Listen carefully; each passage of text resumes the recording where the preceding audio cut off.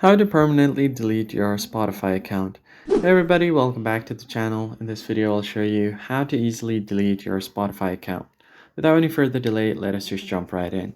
First off, open up your Spotify app and make sure that you are logged into your account. So I'll just quickly open it up. Once you are on your app, all you have to do here is find the profile icon at the top of your screen. From the side menu, just go ahead and tap on Settings and Privacy, and you can find your account option at the top. Then from here you can just go ahead and scroll down and find the option to close your account. Tap on close your account. Now from here you will see all of your details to close your account. So all you have to do is tap on continue to close your account. And you need to know that you'll lose your access to account and management settings, your saved music, podcast, or playlist, and all of these stuff.